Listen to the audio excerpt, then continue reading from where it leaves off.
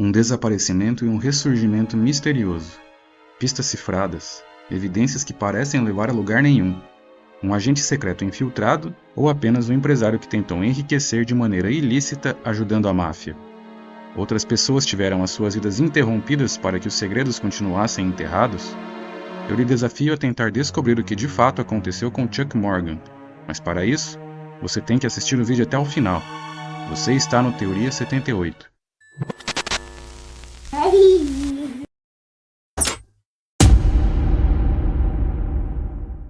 Charles Curtis Morgan, ou simplesmente Chuck Morgan, como gostava de ser chamado, era um empresário bem-sucedido de 39 anos de idade, que morava na cidade de Tucson, no Arizona, Estados Unidos. Ele tinha sua própria empresa de agência de garantias e vivia muito bem com sua esposa Ruth e suas 4 filhas. O trabalho de Chuck era útil a muitas pessoas, pois em linhas gerais, durante uma transação imobiliária nos Estados Unidos, um agente de garantias ou de custódia é uma entidade neutra e terceirizada, que é responsável por reter os fundos e os ativos que estarão envolvidos em uma transação entre outras duas partes. Após essas partes terem cumprido com todas as suas obrigações contratuais e a venda possa ser fechada, a empresa de garantias ou custódia libera os fundos e ativos a quem de direito. Ao menos aparentemente, este era o trabalho de Chuck Morgan, durante o auge do boom imobiliário vivido na cidade de Tucson. Apesar de ser descrito como um workaholic discreto por seus conhecidos, Chuck sempre conseguia um tempo para a família. Até mesmo por isso, todos os dias ele levava 2 de suas 4 filhas para a escola, e depois ia para o escritório. No dia 22 de março de 1977, Chuck saiu de casa com 2 de suas filhas, as deixou na escola, mas não chegou ao escritório. Ruth, esposa de Chuck, ficou muito preocupada pelo fato de o marido não ter voltado para casa. Porém, às 2 horas da manhã de 25 de março, Ruth estava deitada em sua cama e ouviu o cachorro da família começar a latir de uma forma diferente. Ela se levantou rapidamente e ouviu alguns baques contra a porta dos fundos. Preocupada e assustada, mas imaginando que talvez pudesse ser Chuck, Ruth criou coragem e abriu a porta. Para sua felicidade, era o seu marido. Ela logo quis saber o que havia acontecido, mas notou que ele estava calçando apenas um sapato, tinha um par de algemas plásticas enroladas em um dos tornozelos e suas mãos estavam amarradas com uma espécie de enforcador plástico. A mulher, enquanto ajudava o marido a se soltar, percebeu que ele não conseguia ou não podia falar. De qualquer forma, ela notou que Chuck estava apavorado. Ruth continuou perguntando o que havia acontecido, mas Morgan apenas gesticulava que não podia falar. Ruth então perguntou se ele podia escrever, e ele assinou positivamente com a cabeça. Ela pegou um bloco de notas, uma caneta e os deu para o marido. Foi então que a bizarra história de Chuck Morgan começou a ser revelada. De acordo com o homem, ele havia sido sequestrado e torturado. Ainda, o mais estranho, seus sequestradores haviam pintado em sua garganta uma espécie de substância alucinógena. Dessa forma, se ele ingerisse tal substância, seu sistema nervoso seria afetado e ele poderia morrer. Chuck, sem dizer quem havia feito isso com ele, escreveu para que Ruth tirasse o carro dele da frente da casa, pois eles não poderiam saber que ele estava de volta. Ruth rapidamente fez o que o marido pediu, e ao voltar para dentro da casa, disse que iria chamar a polícia. Contudo, Chuck foi firme e proibiu a sua esposa de fazer isso. Ele escreveu para Ruth que se a polícia fosse envolvida no caso, seria uma sentença de morte, não apenas para ele, mas para toda a sua família. Por conta da substância pintada na garganta de Chuck, ele teve dificuldades em se alimentar. Assim, Ruth o ajudava alimentando-o por meio de um conta-gotas. Essa situação permaneceu por alguns dias, mas ainda antes de Chuck voltar a falar, ele escreveu para sua esposa que nos últimos anos estava trabalhando como agente secreto do governo federal, mais precisamente em benefício do Departamento do Tesouro. De acordo com Chuck, ele ajudava o governo, de maneira secreta, a combater o crime organizado e a máfia, especialmente tentando evitar lavagem de dinheiro. Chuck disse também que seus sequestradores haviam pego a sua identificação do governo. Ruth ficou em choque ao ficar sabendo que Chuck trabalhava de maneira secreta para o governo. Ela nunca havia sequer suspeitado disso. Para ela, era até mesmo estranho o Departamento do Tesouro ter agentes secretos. Porém, o que ela não sabia é que em 5 de julho de 1865, o Serviço Secreto dos Estados Unidos passou a se preocupar com falsificadores.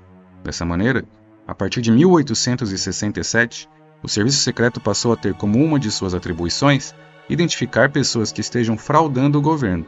Atualmente, Essa unidade faz parte do Departamento de Segurança Interna dos Estados Unidos. Apesar de velado, era de conhecimento dos moradores da região que a máfia havia se estabelecido no Arizona naquela época. Os criminosos acreditavam que o sistema judicial criminal daquele estado era confuso e corrupto. Joseph Bonanno, ex-chefe da máfia de Nova York, liderava os negócios escusos por lá, mas acredita-se que mais de 500 criminosos se estabeleceram naquele estado durante a década de 70.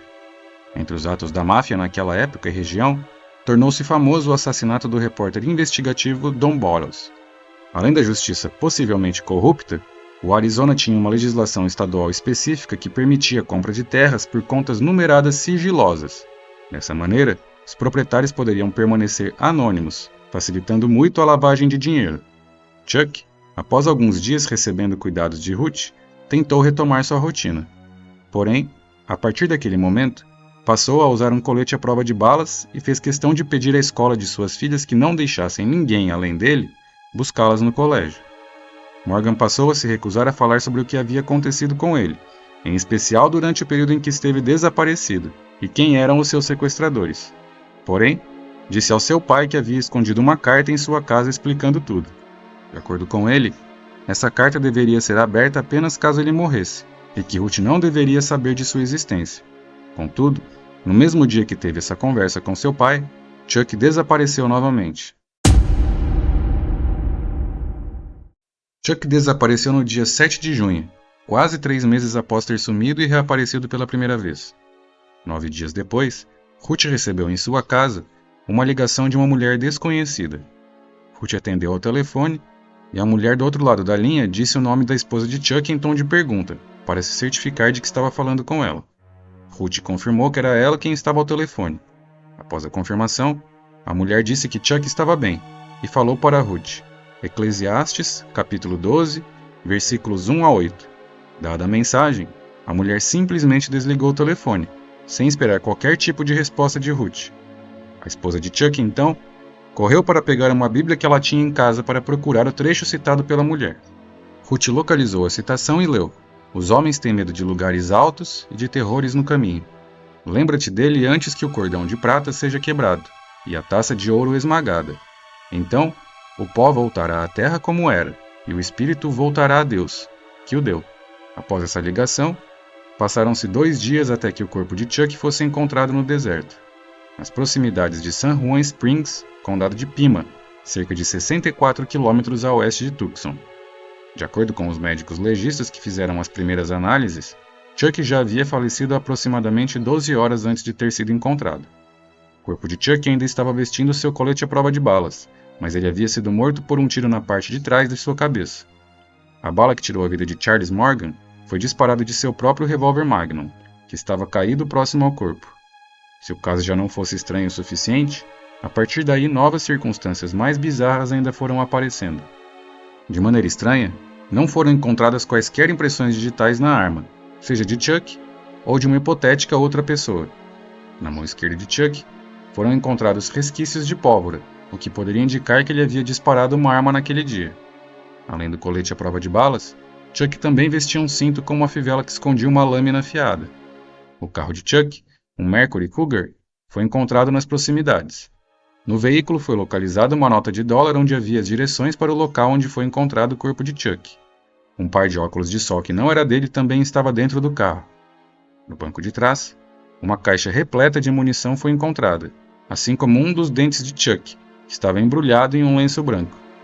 Como se não bastasse, ainda foi encontrado no corpo de Chuck, mais precisamente em sua cueca, uma nota de $2.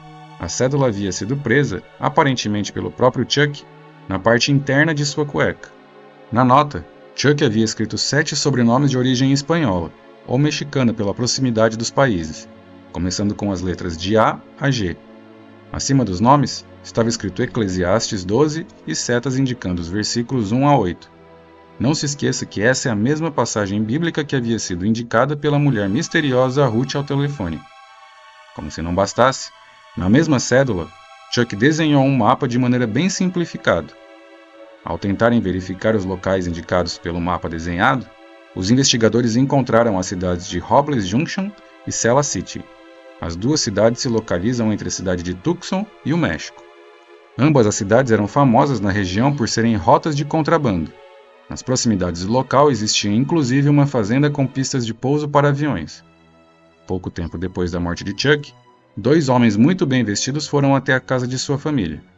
Ruth abriu a porta e foi informada pelos 2 que eles eram do FBI. A dupla rapidamente mostrou que seriam seus distintivos policiais, porém de tão rápido que mostraram, Ruth mal conseguiu ver a identificação dos 2. Assustada com a situação, Ruth também não perguntou se eles tinham algum tipo de mandado para a realização de qualquer busca em sua casa.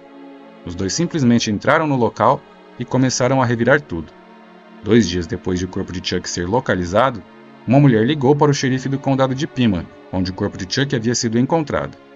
A mulher se identificou como Green Eyes, ou Olhos Verdes em português, e disse que havia ligado para Ruth dias antes. Green Eyes informou que ela havia visitado Chuck na semana anterior à morte dele. Segundo ela, ele estava se escondendo em um motel e mantinha uma mala cheia de dólares. De acordo com a mulher, Chuck havia lhe dito que esperava que na mala tivesse dinheiro bastante para convencer um assassino profissional a desistir de matá-lo.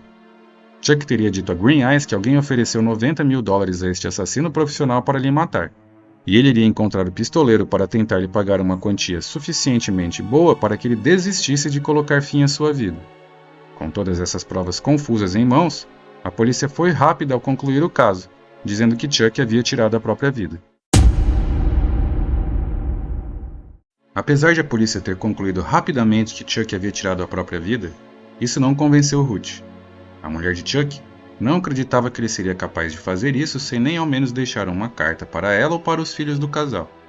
A imprensa também achou a conclusão policial muito estranha, pois além de ter sido rápida, não soube explicar o porquê de Chuck ter feito o que fez, naquele específico lugar e daquela maneira bizarra.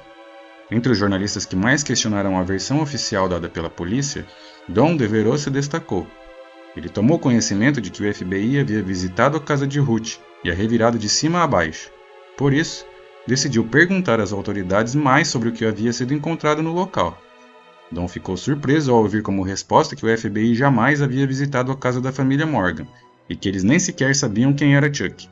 Insatisfeito, Don fez um pedido ao FBI, com base na Lei de Liberdade de Informação, para ter mais dados sobre o caso de Chuck. Mesmo após o pedido feito pelo jornalista, a resposta foi a de que o FBI não sabia quem era Chuck Morgan e que não existia nenhuma pasta ou arquivo sobre o caso. Isso pareceu muito mais suspeito para Don, pois ele sabia que havia sido feita uma investigação e que inclusive o advogado de Chuck havia sido entrevistado pelo FBI. Anos depois, em 1990, o caso de Chuck Morgan foi ao ar no programa investigativo Unsolved Mysteries, ou Mistérios Não Resolvidos em português, uma espécie de linha direta que passava na TV aberta dos Estados Unidos.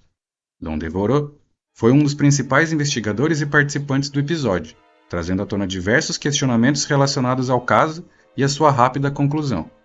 Don dizia que não acreditava na hipótese de Chuck ter tirado a própria vida, pois ele já havia trabalhado em diversos casos do mesmo tipo e era praticamente impossível alguém conseguir tirar a própria vida dando um tiro na parte de trás da sua própria cabeça.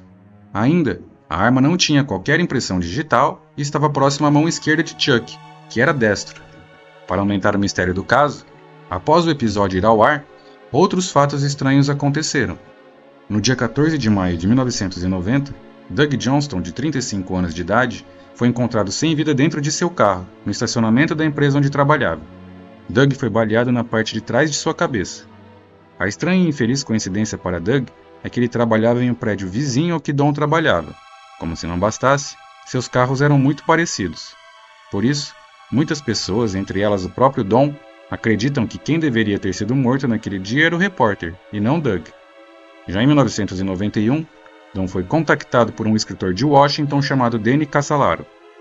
Danny queria que Don lhe desse todas as informações que ele tivesse sobre o caso de Chuck Morgan, em especial as suas transações de ouro. Apesar de Don ter concordado em se encontrar com Danny, a reunião jamais aconteceu, pois antes disso Danny foi encontrado sem vida em um banheiro de hotel. As circunstâncias iniciais pareciam levar a crer que Danny tinha tirado a própria vida. Porém, em uma análise mais detalhada feita por um médico legista, chegou-se à conclusão de que ele tinha machucados em seu braço e cabeça. Além disso, a ponta das unhas de 3 de seus dedos na mão estavam faltando. Todos esses indícios levavam a crer que Danny teria resistido a algum tipo de agressão. Contudo, mais provas não puderam ser coletadas no local, pois uma equipe de limpeza realizou um serviço muito bem feito no quarto no dia seguinte. Assim, há quem acredite que essas duas outras mortes ou são uma tremenda coincidência ou podem estar relacionadas ao caso de Chuck Morgan.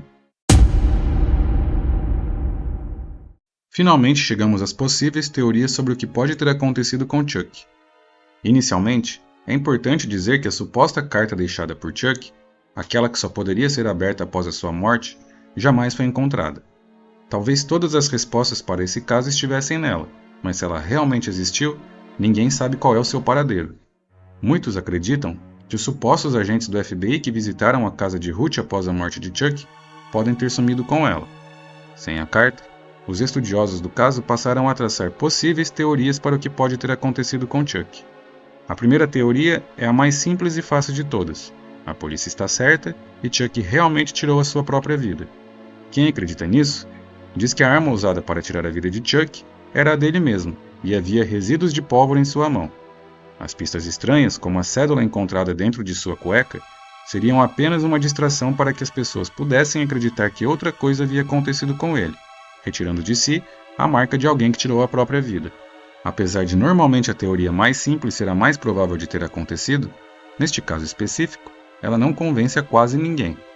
O lado do tiro e o uso da mão esquerda por um destro são as evidências mais racionais para quem refuta esta hipótese. Além disso, por que um homem que iria tirar a própria vida não saía de casa nem um dia sequer sem um colete à prova de balas?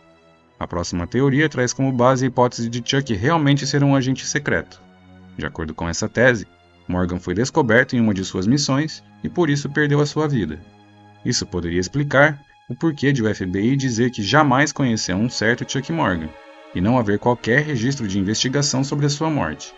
O FBI não queria deixar qualquer tipo de rastro de um agente secreto do governo.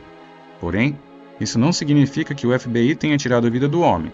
Pelo contrário, para quem defende essa teoria, Chuck passou a ter conhecimento de que políticos importantes poderiam manter conexões duvidosas com o crime organizado ou com a máfia. Assim, essas pessoas fizeram com que ele se calasse antes que pudesse ter informações mais precisas sobre tudo o que havia descoberto. Ainda para quem acredita nesta hipótese, as informações deixadas na cédula de R$ 2 dentro de sua cueca seriam códigos para algum outro agente tentar continuar o seu trabalho de onde ele havia parado. Ainda temos uma terceira teoria. Chuck na verdade estava trabalhando para a máfia e por algum motivo acabou se dando mal. Para quem defende essa teoria, Chuck estaria ajudando a máfia a lavar dinheiro na região. Para eles, além de lavar dinheiro, Chuck poderia ter se envolvido com transações ilegais de ouro e platina. Não se esqueça que Danny, antes de morrer, procurou Don para que ele passasse informações que ele tinha sobre as transações de ouro que eram feitas por Morgan. Supostamente, Chuck usava sua empresa para ajudar a organização criminosa e até mesmo funcionários do governo a enriquecerem de maneira ilícita. Era possível que o dinheiro ilegal que corria na região chegasse à casa de $1 bilhão. Como já dito anteriormente no vídeo, o Arizona era o único estado americano que possuía leis protegendo o anonimato de determinado tipo de contas e propriedades. Assim, por meio de sua empresa, Chuck era uma das poucas pessoas que sabia quem realmente era o dono dos ativos e do dinheiro da região. Don Devereux, já nos anos 90, após a exibição do programa Unsolved Mysteries, teria descoberto que Chuck mantinha registros duplicados das possíveis negociações fraudulentas que passavam por ele. Para Don, esses registros duplicados eram usados por Chuck para tentar se proteger caso algum cliente perigoso se revoltasse contra ele. Essa teoria não descarta a possibilidade de Chuck ser um agente secreto, pois a duplicação dos registros dos negócios poderia ser a prova que ele precisava para entregar ao governo. Assim, mesmo mantendo esses registros duplicados, eles não foram suficientes para salvar a sua vida, quando um de seus clientes inescrupulosos decidiu que havia chegado a hora de calar a boca de Chuck definitivamente. Por último, surge uma teoria tão complexa como o caso em si. Há quem acredite que Green Eyes realmente viu Chuck com a mala cheia de dinheiro, mas que esse dinheiro na verdade seria o pagamento de Chuck para um profissional colocar fim à sua vida, fazendo com que parecesse que Chuck havia tirado a própria vida. Para quem acredita nisso, Chuck não teria coragem de colocar fim à sua própria vida e contratou alguém para fazer isso por ele. Além disso, Morgan sabia que seria morto e tinha medo de ser torturado antes de morrer, decidindo então ser morto por alguém que o fizesse rapidamente. As pistas estranhas deixadas no carro e na cédula de dinheiro dentro de sua cueca poderiam ser apenas despistes ou informações para outro agente secreto, caso Chuck realmente estivesse trabalhando para o governo. De qualquer forma, mesmo que uma dessas teorias esteja certa sobre o que realmente aconteceu com Chuck, diversos mistérios relacionados a este caso devem continuar sem solução. Quem era Green Eyes e qual a sua relação com Chuck? Qual era a mensagem a que se referia a passagem bíblica? Chuck realmente era um agente secreto do tesouro? As mortes de Doug e Danny se relacionam com o caso de Chuck? A verdade é que Ruth Morgan faleceu em 2006 sem saber ao certo o que aconteceu com seu marido. O que você achou da história de Chuck? Qual é a sua teoria sobre ela? Deixe nos comentários, estamos curiosos para saber. Se você chegou até aqui, acredito que vale a pena você deixar o like para o YouTube entender que outras pessoas também podem gostar dessa história. Compartilhe o vídeo com aquele seu amigo ou amiga que gosta de casos misteriosos. Encontro você no próximo vídeo. Um homem some misteriosamente na véspera de um dos dias mais importantes de uma pessoa amada por ele. Dias depois, seu corpo é encontrado a quilômetros de distância do local onde foi visto pela última vez. Essa poderia ser apenas mais uma história de um crime real. Porém, existem diversos mistérios sobre ela que não foram solucionados mesmo 40 anos após o acontecido, como uma geleia verde desconhecida encontrada no corpo da vítima.